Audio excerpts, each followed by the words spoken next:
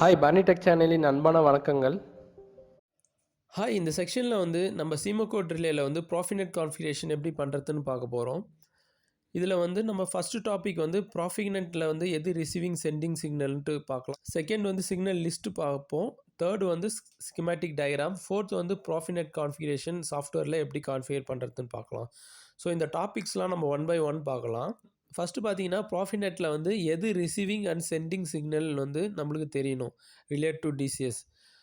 எல்லா அவுட்புட்டும் on off closing கமாண்டாக இருக்கட்டும், reset கமாண்டாக இருக்கட்டும், இந்த மாதிரி கமாண்ட் கொடுக்குற அவுட்புட் எல்லாமே நம்ம ரிசீவிங் பிட்டில் கான்ஃபிகர் பண்ணணும். அதேமாரி எல்லா ஸ்டேட்டஸும் நம்ம on off status, production operate ஆச்சுன்னா அதோட இண்டிகேஷனு, இது எல்லாமே பார்த்தீங்கன்னா நம்ம சென்டிங் சிக்னலில் நம்ம கான்ஃபிகர் பண்ணணும். ரெண்டாவது பார்த்தீங்கன்னா நம்ம என்ன சிக்னல் நம்ம கான்ஃபிகர் பண்ணணுன்ட்டு நம்மள்ட்ட ஒரு கிளியர் ஐடியா இருக்கணும். ஃபார் எக்ஸாம்பிள் நான் இந்த சிக்னல் லிஸ்ட்டு உங்களுக்கு காமிச்சிக்கிறேன். இதை வச்சு தான் நான் கான்ஃபிகர் பண்ண போகிறேன். இந்த மாரி என்ன கான்ஃபிகர் பண்ண போகிறோமோ அதோட கிளியர் பிக்சர் சிக்னல் லிஸ்ட்டு நம்மள்ட்ட இருக்கணும்.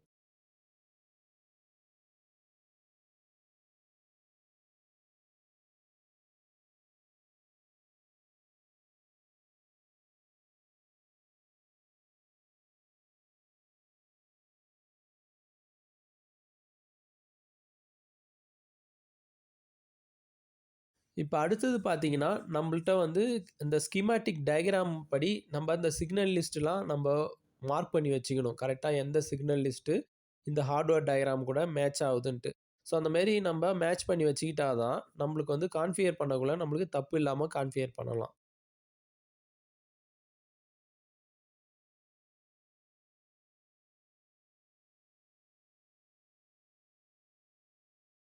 இப்போ அடுத்ததா நம்ம வந்து சாஃப்ட்வேரில் போயிட்டு எப்படி நம்ம ரிலேல ப்ராஃபினெட் கான்ஃபிகரேஷன் பண்ணுறதுன்னு பார்ப்போம்.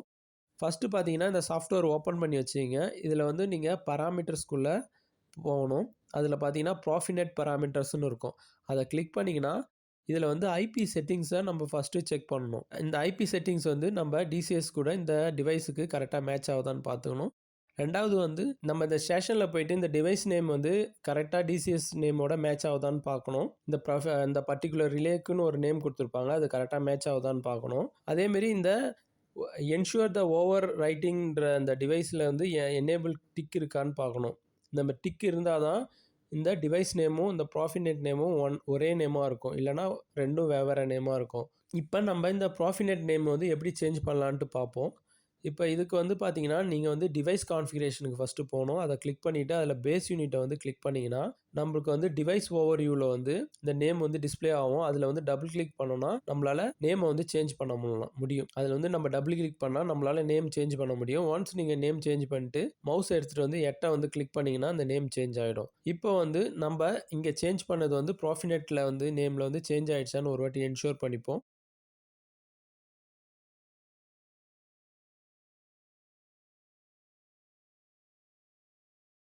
இங்கே நான் பார்த்ததுக்கு இங்கே சேஞ்ச் ஆகிடுச்சு.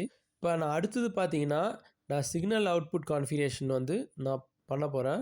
இப்போ பார்த்தீங்கன்னா இந்த சிக்னல் லிஸ்ட்டுக்கு தகுந்த பர்டிகுலர் சிக்னல் வந்து நான் கரெக்டாக வந்து சூஸ் பண்ணணும். இல்லைனா வந்து நம்மளுக்கு டிசிஎஸில் தப்பு தப்பாக காமிக்கும். இப்போ ஃபஸ்ட்டு பார்த்தீங்கன்னா 0.0 பிட்ஸில் வந்து பார்த்தீங்கன்னா நம்மளுக்கு வந்து இங்கே ஒன்றும் கான்ஃபிகர் ஆகலை. அதனால் இதை கான்ஃபிகர் பண்ண வேணாம். நம்மளுக்கு இந்த 0.1ல் பார்த்தீங்கன்னா நம்மளுக்கு ஆஃப் ஃபீட்பேக் சிக்னல் இருக்குது. இந்த ஆஃப் ஃபீட்பேக் சிக்னல் வந்து நம்ம வந்து எங்கே எடுக்கலாம்னா இதில் வந்து ப்ரொடக்ஷன் அண்ட் கண்ட்ரோலில் வந்து பார்த்தீங்கன்னா ஸ்டேட்டஸ் ஆஃப்னு இருக்கிறத வந்து நம்ம செலக்ட் பண்ணிக்கலாம். அடுத்தது பார்த்தீங்கன்னா 0.2ல் வந்து நம்மளுக்கு வந்து ஆன் ஃபீட்பேக் சிக்னல்னு இருக்குது. இதுக்கு வந்து நம்ம வந்து அந்த சேம் பொசிஷனில் போயிட்டு ப்ரொடக்ஷன் அண்ட் கண்ட்ரோலில் வந்து ஸ்டேட்டஸ் ஆன்ன்றதை வந்து நம்ம செலக்ட் பண்ணிக்கலாம்.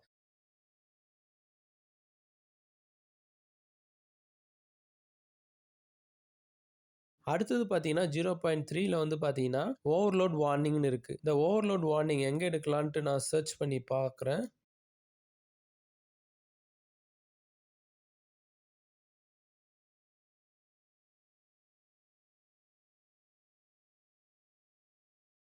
இப்போ நான் சர்ச் பண்ணதில் வந்து எனக்கு வந்து எக்ஸ்டெண்டட் ப்ரொடக்ஷனில் வந்து பார்த்தீங்கன்னா இதில் ப்ரீ வார்னிங் ஓவர்லோடுன்னு இருக்குது பார்த்தீங்களா, இதை நம்ம செலக்ட் பண்ணால் இதுக்கு கரெக்டாக மேட்ச் ஆகும். ஃபோர்த்து பார்த்தீங்கன்னா 0.4ல் வந்து நம்மளுக்கு வந்து ஒன்றும் இல்லை.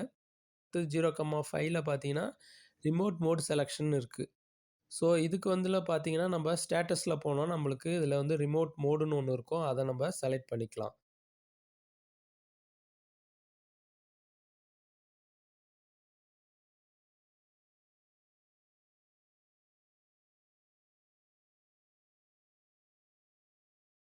அடுத்தது பார்த்தீங்கன்னா 0,6 பார்த்தீங்கன்னா நம்மளுக்கு இங்கே ஒன்றும் இல்லை. 0,7ம் பார்த்தீங்கன்னாலும் ஒன்றும் இல்லை.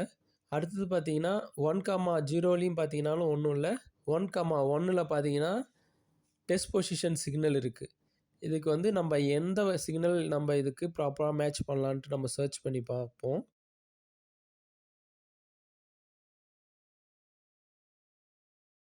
இதில் நான் சர்ச் பண்ணி பார்த்ததில் வந்து பார்த்தீங்கன்னா இந்த சிக்னலில் வந்து பார்த்தீங்கன்னா ஸ்டாண்டர்ட் ஃபங்க்ஷனுக்குள்ளே டிபிஎஃப்னு இருக்குது பாருங்கள். இது வந்து பார்த்தீங்கன்னா டெஸ்ட் பொசிஷன் ஃபீட்பேக்னு இருக்குது. இது வந்து கரெக்டாக இதுக்கு மேட்ச் ஆகும்.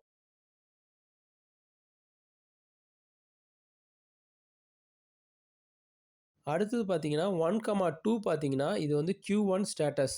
இது வந்து ஹார்ட்வேர் சிக்னல். ஸோ இதை வந்து நம்ம ஸ்கிமேட்டிக்கோட ரெஃபர் பண்ணி எந்த பைனரி இன்புட்டில் இது வந்து வருதுன்னு பார்க்கணும். நம்மளுக்கு BU இன்புட் 4ல் இருக்குது. ஸோ நம்ம ஸ்கிமேட்டிக் படி இந்த BU இன்புட் 4 அதை நம்ம செலக்ட் பண்ணிக்கிட்டோம்.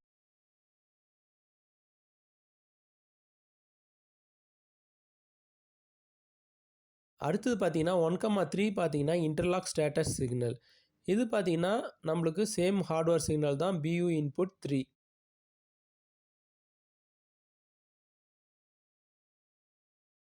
அடுத்தது பார்த்தீங்கன்னா 1,4 இது வந்து ஸ்டாப் சிக்னல். இதுவும் வந்து ஒரு ஹார்ட்வேர் தான். இது வந்து பார்த்தீங்கன்னா DM1ல் இன்புட் 3.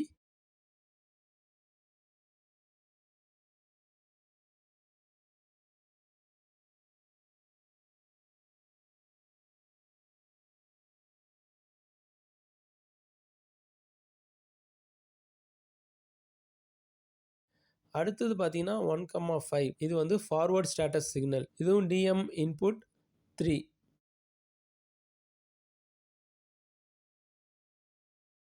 அடுத்தது இன்புட் 1,6 பார்த்தீங்கன்னா ஒன்றுமே இல்லை நம்ம சிக்னலில். நம்ம வந்து ஆனால் வந்து இங்கே வந்து நம்ம தெரியாமல் இது வந்து DI இன்புட் 4ன்ட்டு கான்ஃபிகர் பண்ணியிருக்கோம். ஆனால் ஆக்சுவலாக இதை கான்ஃபிகர் பண்ண தேவையில்லை. அடுத்தது வந்து 1,7 இது வந்து கண்ட்ரோல் MCB ஆன் சிக்னல். இது வந்து ஹார்ட்வேர் சிக்னல் தான் இதுவும். இது வந்து பைனரி இன்புட் BU இன்புட் 2.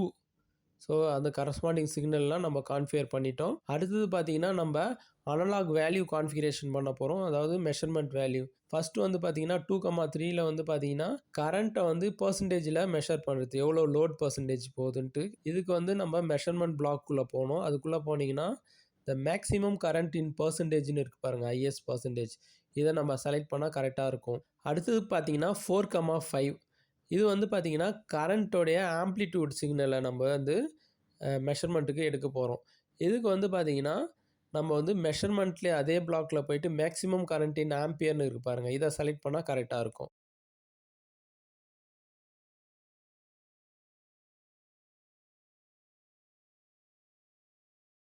நம்ம இப்போ அடுத்த கான்ஃபிகரேஷன் போகலாம். என்னென்னா நம்ம கமாண்டு DCSலேருந்து வர கமாண்டை வந்து எப்படி ரிசீவ் பண்ணுறது, எங்கெங்கெல்லாம் கான்ஃபிகர் பண்ணணுன்ட்டு பார்க்கலாம். ஸோ இந்த சிக்னல்ஸ் மோஸ்ட்டாக பார்த்தீங்கன்னா எல்லாம் கண்ட்ரோல் சிக்னல் தான். இதில் மோஸ்ட்டாக நம்ம மோட்டர் கண்ட்ரோல் பிளாக்குள்ளே போய் பண்ணுற மாதிரி தான் இருக்கும். ஃபஸ்ட்டு வந்து நம்ம லோக்கல் அண்ட் ரிமோட் கான்ஃபிகரேஷன் பார்க்கலாம். இது ஃபஸ்ட்டு இந்த கான்ஃபிகரேஷன் போகிறதுக்கு முன்னாடி இந்த செலெக்ஷன்லாம் எப்படி ஒர்க் ஆகுதுன்ட்டு நம்ம ஒரு ஸ்மால் அண்டர்ஸ்டாண்டிங்காக நம்ம இந்த ஒரு சின்ன இது பார்ப்போம். இப்போ இதில் பார்த்தீங்கன்னா S1 அண்ட் S2ன்னு இருக்குது. இது வந்து என்னென்னா லோக்கல் அண்ட் ரிமோட் செலெக்ஷனுக்காக இது யூஸ் பண்ணுறது.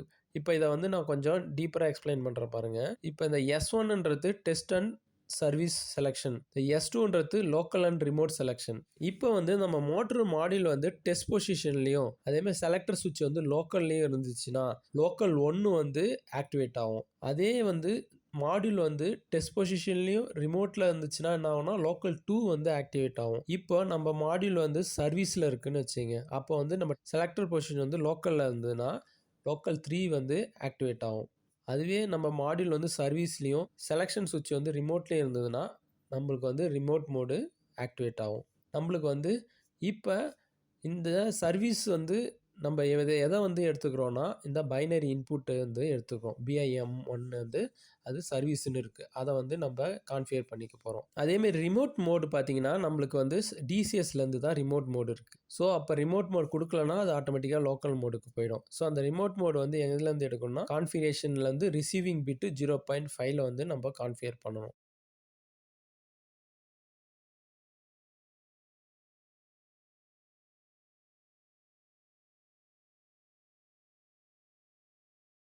நம்ம அடுத்தது வந்து பார்த்தீங்கன்னா, ரிமோட் மோட்லேருந்து ஆன் ஆஃப் வந்து குடுத்துருக்காங்க. இதுக்கு வந்து நம்ம எங்கே போகணும்னா, DCSக்கு போணும். DCSஸை வந்து நம்ம ரிமோட்டா நம்ம கன்சிடர் பண்ணிக்கலாம். இந்த DCSன்னு இருக்கு பாருங்க, இதுதான் நம்ம ரிமோட்டா யூஸ் பண்ணணும். இதில வந்து மோட்டார் ஆஃப் அதாவது ஸ்டாப் சிக்னல் வந்து எதில இருக்குன்னா, சைக்ளிக் ரிசீவ் பிட் 0.1 நம்ம செலக்ட் பண்ணணும்.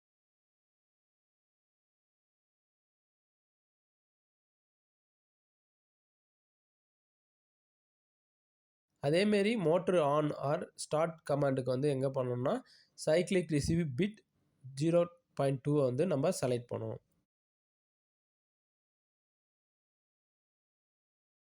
நம்ம இப்போ ஃபைனலாக லாஸ்ட்டு சிக்னலுக்கு வந்துட்டோம். இது வந்து ரீசெட் கமாண்ட்.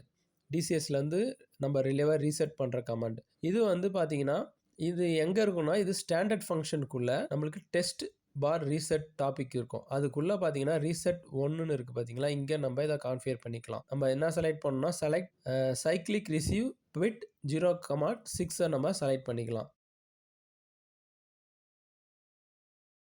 இப்போ வந்து நம்ம இந்த கான்ஃபிகரேஷனை கம்ப்ளீட் பண்ணிட்டோம். நெக்ஸ்ட் வந்து இதை சேவ் பண்ணிவிட்டு ரிலேக்கு சென்ட் பண்ணிவிட்டு நம்ம அந்த சிக்னல்ஸ்லாம் DCSல நம்மளுக்கு வருதான்ட்டு செக் பண்ணி பார்த்துக்கலாம். நான் நம்புகிறேன் இந்த செக்ஷன் வந்து உங்களுக்கு யூஸ்ஃபுல்லாக இருக்கும்ன்ட்டு. இந்த செக்ஷனோட நம்ம எண்டுக்கு வந்துட்டோம். நம்ம அடுத்த வீடியோவில் சந்திப்போம். இந்த செக்ஷன் உங்களுக்கு பிடிச்சிருந்ததுன்னா உங்கள் ஃப்ரெண்டுக்கு இல்லை கூட ஒர்க் பண்ணுறவங்களுக்கு இதை கொஞ்சம் ஷேர் பண்ணுங்கள். Take care and bye from Barney tech channel. இந்த வீடியோ பார்த்ததுக்கு மிக்க நன்றி.